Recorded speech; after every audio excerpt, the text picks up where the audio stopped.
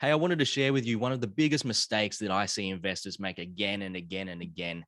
And this is such a big mistake that can literally change the course of your life. So, my name's Dylan Weston. I've been in the markets for about 10 years now, and I've read heaps and heaps of books. And what I love about investing and all of this stuff is you don't have to be a genius. All you need to know is just a few key principles, and it can literally change the course of your life. So, today we're going to talk about one of those key principles. So the problem is everybody, when they're young, they're trying to invest their money in something where they can get rich quick, right? Because the theory is, or the explanation behind it is, the mindset behind it is, hey, I'm young, I can take big risks while I'm young because, it doesn't really matter.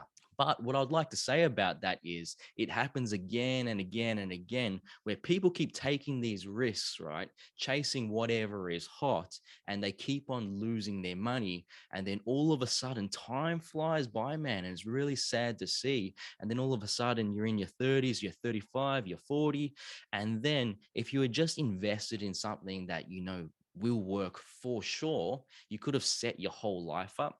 So to sell the story here, let's just jump on over to the computer. So I just found this video of just Jeff Bezos explaining this idea. So I'm going to refresh it here.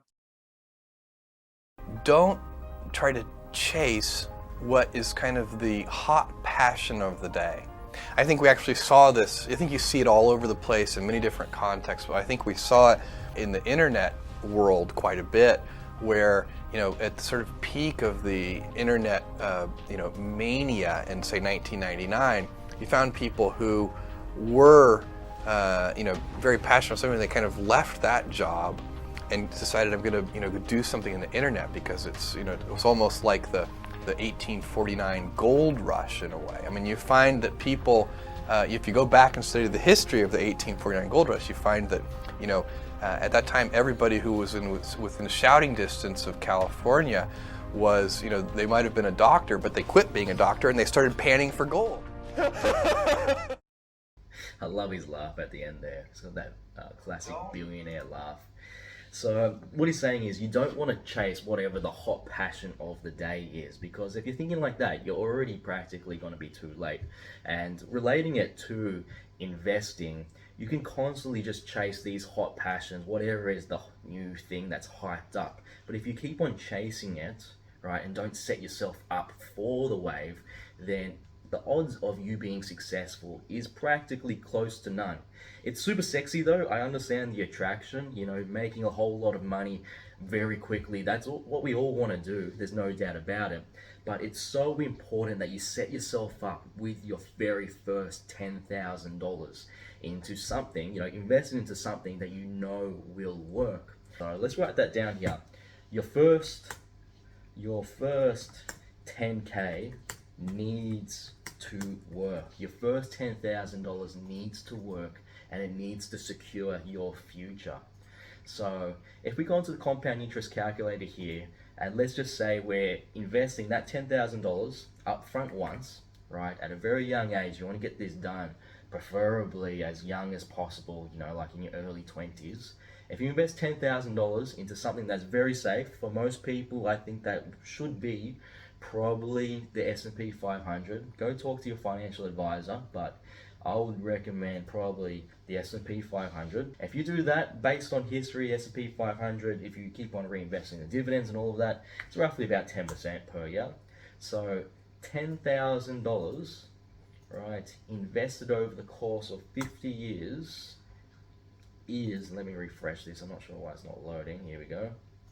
So $10,000, whoops, $0 per month, change that to annually, change that to 50, here we go, and 10%, then that $10,000, a very small investment of just $10,000, will turn into $1.1 million in 50 years. So it's gonna be, quite a long time, 50 years, but it's just a very small $10,000 investment. The sad reality is a lot of people later on in life, they always come to me asking for a lot of help, saying, like, how can they change their finances and get everything back on track?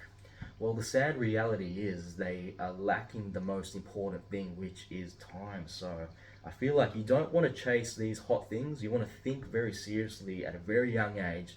Invest $10,000, 10, 20, at least $10,000 very wisely to set your future up. Once you've got that investment, working for you in the background, then with your next money, try to think, all right, how can I outperform this S&P 500 and make even more money? But only invest that money when you're sure, you have extremely high conviction that it will beat that S&P 500. And for most people, the truth is 90% of people out there, maybe even higher, they might not have what it takes to find out a way to beat the S&P 500. So there's nothing wrong with that. If you constantly add more money to the S&P 500, you're going to make a lot of money in the long run. So like, let's just say you were like a standard dishwasher. You don't need to be some sophisticated person with all of these degrees and a high paying job. Let's just say you could save $500 a month, right? You invested that every month. Then in 50 years, you're looking at about $8.1 million. So you would be roughly in, the age of 70. And it's quite old, but if you think about your grandparents and other people that are aged like 70 plus, do they have $8.1 million? And usually I'll think the answer tends towards no for the majority of people. So, and you can work harder, do more hours and get promotions. And if you do that and you keep on sacrificing, put more money in, then the number just escalates even further. And the other thing is like why you really want to try and outperform the S&P 500. A lot of people argue and say it's not possible.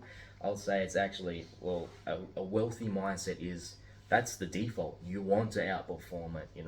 If you hold yourself in a regard that you're a successful person, you definitely want to find a safe way to outperform the S&P 500. So if you can do that, right, then you get smart enough to compound at 20% per year, then a single $10,000 investment would turn into $91 million. So a lot of the wealthiest people in the world, they are compounding at 20%, 30%. In the case of like Elon Musk, he's compounding, if I can remember correctly, around 40% plus. So that's how you get ultra wealthy, is by being able to understand how to invest your money wisely, accumulate assets so those assets work for you while you sleep, and then eventually you can retire nice and early. And if you can compound at 20%, then you can retire a whole lot earlier. In 30 years, you would have, just with that 10 grand, you would have $2.3 million, right? And if you make 20%, think about that for a second. 20%, you're retiring after 30 years. 20% of 2 million is $400,000 coming in the very next year. So as long as you don't spend more than that $400,000, think about tax and all of that stuff, then technically speaking, your assets will keep working for you and actually keep growing. You will actually get wealthier and wealthier and wealthier by doing practically no work